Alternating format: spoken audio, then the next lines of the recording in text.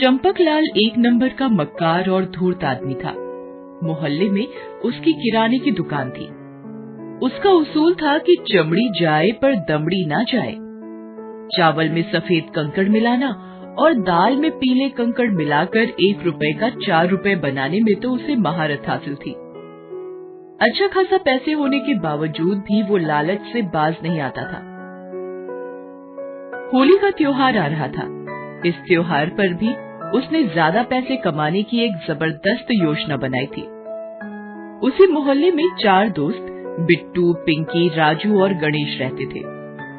उनकी चौकड़ी मोहल्ले भर में प्रसिद्ध थी। चारों एक ही स्कूल में पढ़ते थे और पढ़ाई हो या खेलकूद सारा काम साथ ही करते थे। एक दिन जब चारों दोस्त खेलने के लिए जमा हुए, बिट्टू, अगले हफ्ते होली है, हमें अब होली जलाने के लिए मोहल्ले वालों से चंदा जमा करना शुरू कर देना चाहिए। हाँ यार, अब ज्यादा दिन नहीं बचे हैं। ठीक है, कल स्कूल खत्म होने के बाद ये काम शुरू कर देते हैं। सबसे चंदा इकट्ठा करने में 1 हफ्ते का समय तो लग ही जाएगा।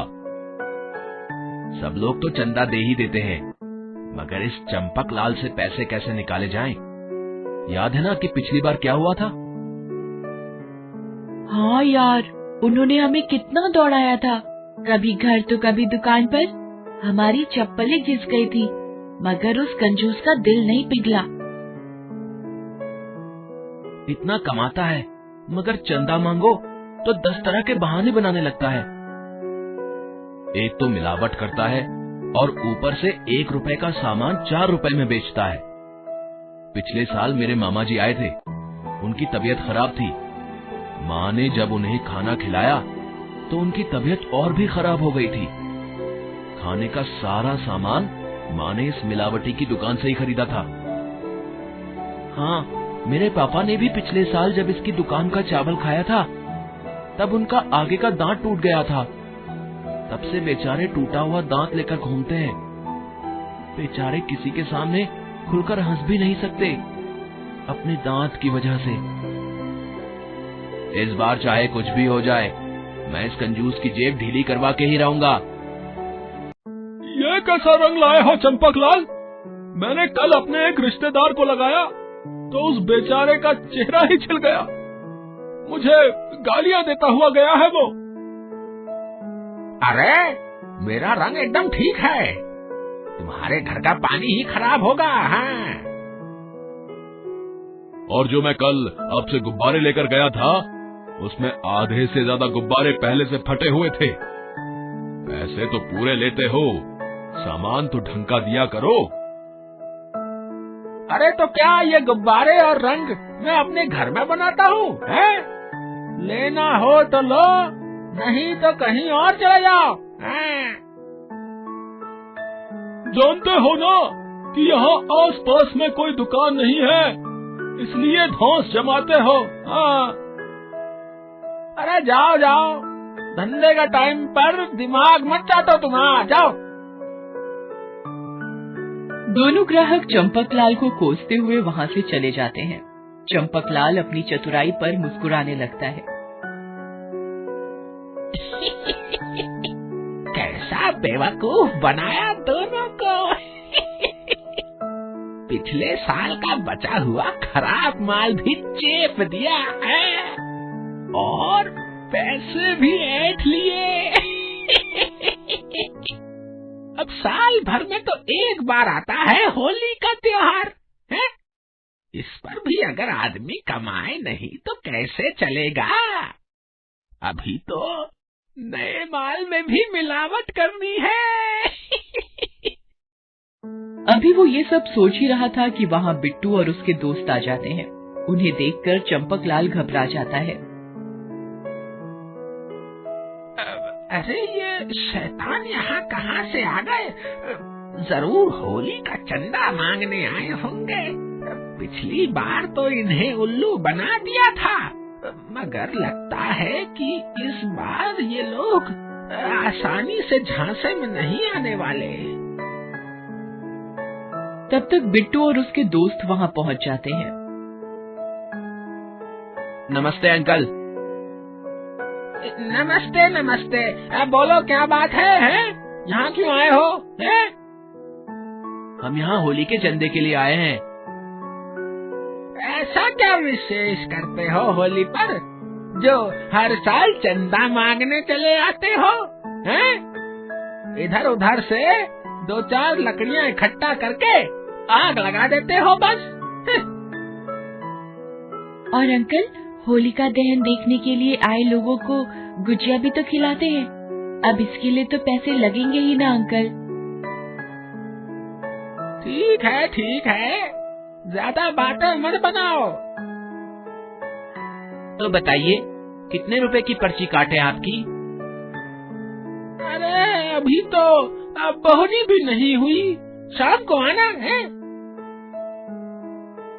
इस तरह चंपकलाल उन बच्चों को टरका देता है। शाम को बच्चे जब दुकान पर आते हैं तो उसकी दुकान पहले से ही बंद होती है। बच्चे हार कर चले जाते हैं और अगले दिन फिर उसकी दुकान पर आते हैं। अरे तुम कल शाम को क्यों नहीं आए? मैं तो सारे पैसे घर पर रखाया हूँ। ऐसा करो कि शाम को घर पर आकर ही पैसे ले लेना। शाम को जब बच्चे उसके घर पहुँचते हैं तो उसके घर में भी ताला लगा होता है। लगता है इस साल भी हमें खाली हाथ ही यहाँ से जाना होगा। इस कंजूस से पैसे निकलवाना हमारे बस की बात नहीं है। सभी निराश होकर वहाँ से जाने लगते हैं। तभी बिट्टू की नजर घर की खिड़की पर पड़ती है। बंद खिड़की की दरारों से हल्की हल्की रोशनी आ रही थी। रुको दोस्तों, ये कंजूस बत्ती जलती हुई छोड़कर तो कहीं जाने से रहा। जरूर दाल में कुछ काला है। बिट्टू की बात एकदम सही थी। चंपकलाल ने अपने नौकर से कहकर बाहर दरवाजे पर ताला लगवा दिया था। अंदर बैठकर खुद मिलावट का बाजार सजा रहा था। बच्चों ने जब झांक कर देखा तो उनकी समझ में सब आ गया। चंपकलाल के सामने होली का सामान पड़ा था और वो उसमें मिलावट कर रहा था। छी, यह आदमी कितना लालची है।